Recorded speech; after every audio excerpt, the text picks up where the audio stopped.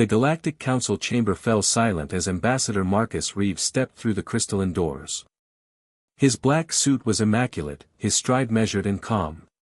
To the assembled alien dignitaries, he appeared unremarkable, just another soft-skinned primate from that backwards world called Earth. Council Speaker Vexthor, a towering reptilian from Draconis Prime, sneered from his elevated platform. The human ambassador approaches. How quaint. Marcus smiled politely, placing his briefcase on the presentation podium. Thank you for having me, Speaker.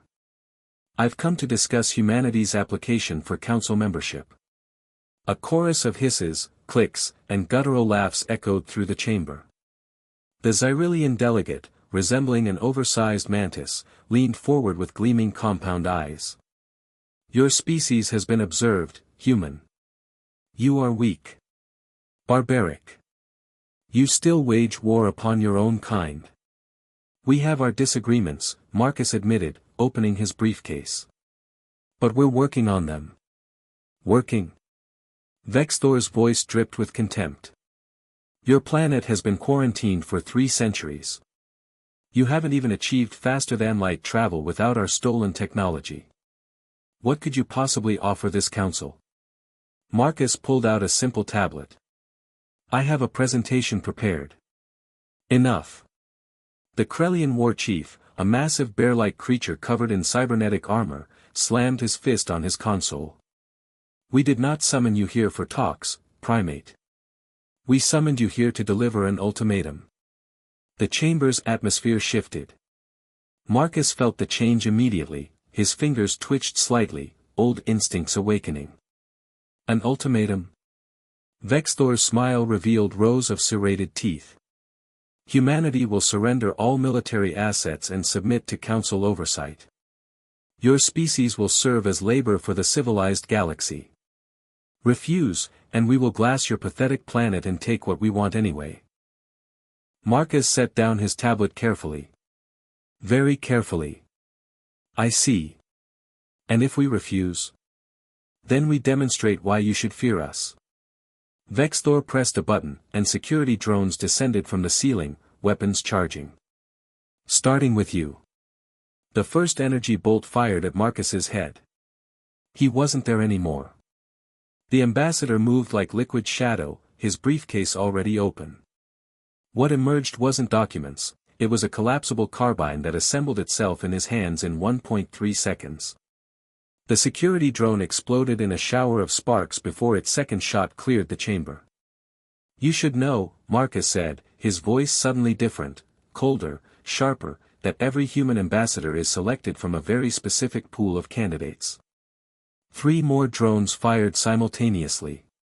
Marcus rolled behind the podium, blind-fired twice, and destroyed 2. The third drone's shot grazed his shoulder, he didn't flinch. Instead, he vaulted over the podium, caught the drone mid-air, ripped out its power core, and hurled it at the Krellian war chief. The explosion knocked the massive alien backward. We don't send our politicians to first contact situations, Marcus continued, advancing up the chamber steps. We send our soldiers. Our survivors. Our killers. Vexthor scrambled backward, his bravado evaporating. You're insane. This is a diplomatic mission. It was. Marcus's weapon tracked the fleeing delegates with mechanical precision. Until you threatened my home. My people. My family back on Earth. He fired once, the shot screamed past Vexthor's head, close enough to singe scales. That's when this stopped being diplomacy. The Xyrillian delegate activated a personal shield, mandibles clicking frantically. You cannot win. We have armies. Fleets. Marcus laughed, a sound devoid of humor. So do we. You think we've been sitting on Earth for 3 centuries doing nothing? He tapped his temple. We've been watching you. Learning. Every ship you sent to observe us. We reverse. Engineered them. Every probe. Dismantled and studied. Every communication. Intercepted and decoded. He moved like a ghost, and suddenly he was behind the Xyrillian, his sidearm pressed against the creature's carapace. Did you know that humans have been killing each other for 10,000 years? We've perfected it into an art form. Gas attacks. Nuclear weapons. Biowarfare. Drones that can kill from 1,000 miles away. His voice dropped to a whisper. We are very, very good at death. Vexthor found his voice. You're bluffing. Earth has no fleet. Check your long-range sensors. Marcus released the Xyrillian and walked to the chamber's viewport. Go ahead. The Council's tactical officer, a gelatinous being, worked frantically at its console. Its color shifted from blue to alarmed purple. Speaker, there are vessels. Hundreds of them. Emerging from Earth's moon, from asteroid belts, they were hiding. Stealth technology we've never seen. Marcus nodded. We call it the Liberation Fleet. Built in secret over 3 generations. We learned patience from you, ironically. You taught us that the galaxy sees us as prey. He turned, and his eyes were cold as the void. You forgot that prey, when cornered, becomes predator. The Krellian war chief struggled to his feet. This is an act of war. No, Marcus corrected. This is a response to your act of war. You threaten genocide. We're simply clarifying our position. He walked back down the steps, weapon lowered but ready. Here's humanity's counteroffer, you will grant us full council membership. You will open trade routes. You will treat us as equals. And if we refuse? Vexthor's voice shook. Marcus smiled, the same polite smile from when he'd entered. Then you'll learn why humans are the only species on Earth that hunted predators for sport.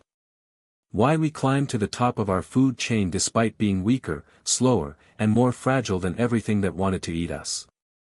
He activated his comm unit. We don't need to be the strongest. We just need to be the most relentless. The most adaptable. The most absolutely, terrifyingly unwilling to quit. The chamber was silent except for the hum of distant engines, Earth's fleet, holding position, waiting. Finally, Vexthor lowered his head. The Council recognizes humanity's petition for membership. Marcus packed his weapon back into his briefcase. Excellent. I'll have our trade representatives here next week. They're actual diplomats, much nicer than me. He walked toward the exit, then paused. Oh, and gentlemen. Ladies. Honored beings. If you ever threaten Earth again, the next ambassador we send won't bother with talking first.